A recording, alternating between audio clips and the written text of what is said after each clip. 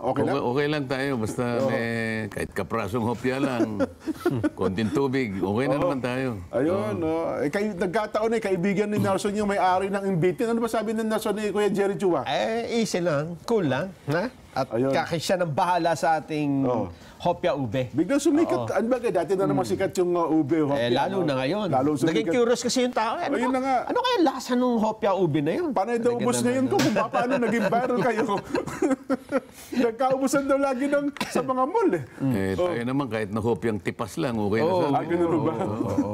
Original na hopya. Ha? Yan ang tipas. Ay, nako. Anyway, doon sa atin ng mga kababayan, Kong, sa mga nakalipas na araw at ito sa mga kababayan natin, ano ho ba ang mga napagkaabala nyo? Sapagat nung Lunes, magkasama tayo dito sa ating palatuntunan. Marami tayong naiikutan ngayon, Jen, Nelson, ano? Ngayon ay nakipagkita tayo sa mga leaders ng kooperatiba na talagang nagpapasaklolo dahil napakaganda ng kanilang industriyang ginagalawan. Pantulong sila talaga sa ekonomiya, ngunit hindi masyadong nabibigyan ng pansin. At ayun, kausap din natin ang mga local government officials, lalong-lalo na sa barangay. Sapagat ipinaliliwanag natin sa kanila na kailangan mapalakas talaga ang mga barangay dahil sila naman ang ating mga smallest political units. Kapag hindi malakas ang barangay, ay 42,000 mahigit yan, Jen, Nelson, ano? At pag napalakas niyan, ay siyempre, kahit ano pang sabihin mo, lalakas ang buong bansa. Dalawang malakas na person ko, hatiin ko lang, no? Kasi dalawang bagay. Una, yung kooperatiba. Napakalakas po ng kooperatiba.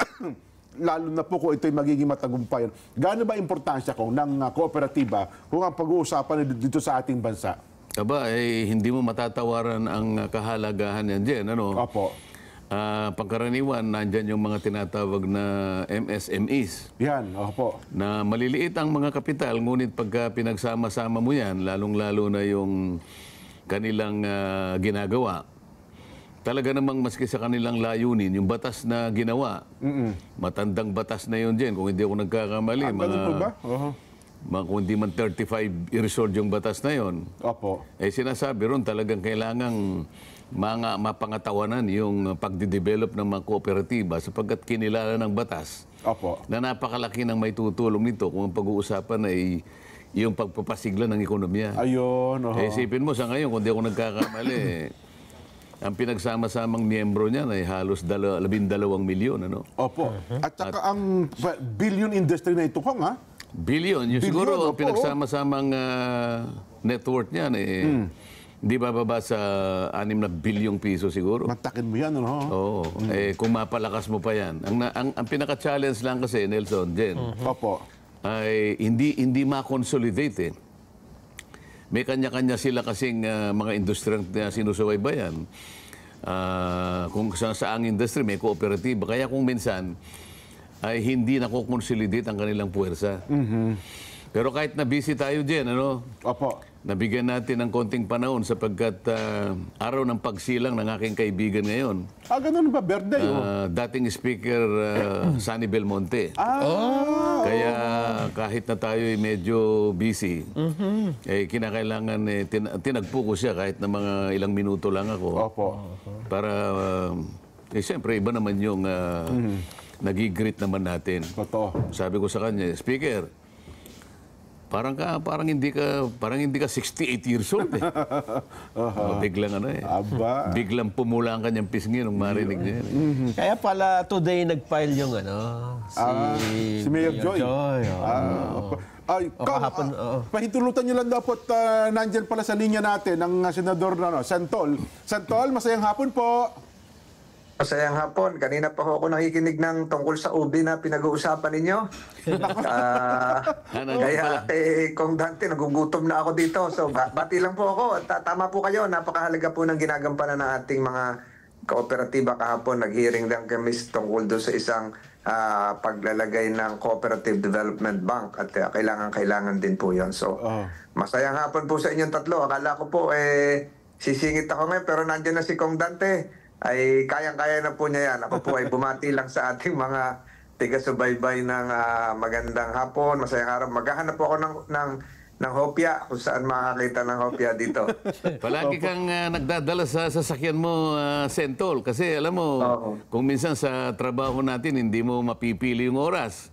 Kaya maaring gutumin ka. Pero kung palagi kang may hopya, kahit anong klaseng hopya lang, marami naman yan eh. Eh, safe na safe ka. Yung hopya, Ayan. yung hopyang tipas ang hindi ko alam kung sa Taguig siguro yun sa hopyang tipas. Oo, nandun. Malalaki yun, malalaki. Medyo malaki na. May hopyang kundol, may hopyang baboy. Basta pumili ka na lang yung medyo porsyonada Yung mo. munggo pa, meron pang munggo.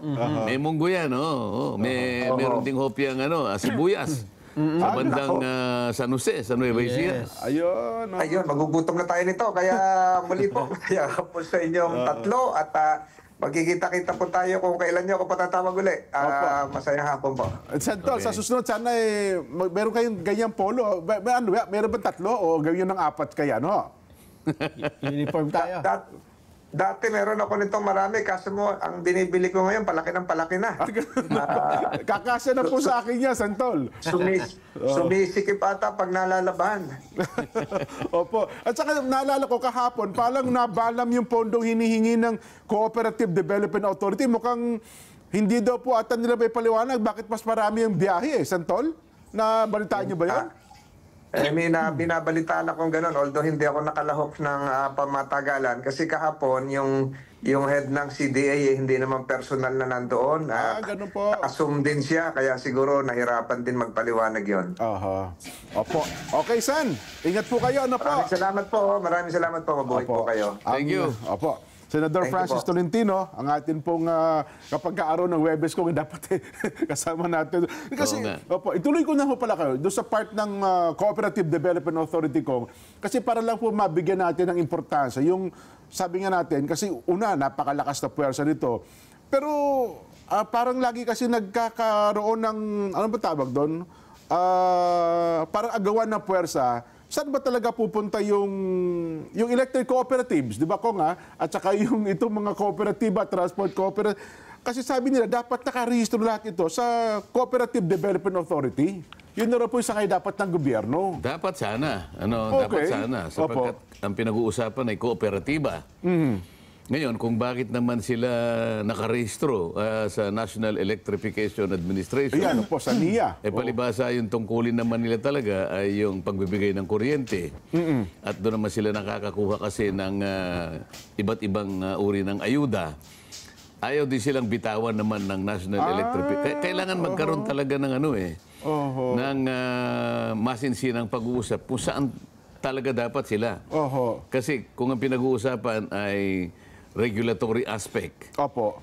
Dapat under sila ng CDA. Ng Cooperative Ngayon, Development kung ang Authority. pinag-uusapan ay yung financial support, halimbawa, Opo. o aspetong pinansyal, sapagkat yan ay humihingi naman ng pantulong din, nakakapasok dyan ng National Electrification Administration.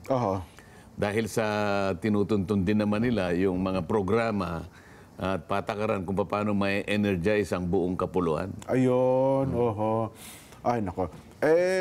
Well, sana makita din po talaga natin ang importansya. Kasi ang naalala ko sa Region 4 National, Laguna, Batangas na yan, talagang umaabot na ng bilyon ang pondo. Sa Cordillera, yung Baguio, bilyon na po ang pag-aari ng mga kooperatiba ko, nga.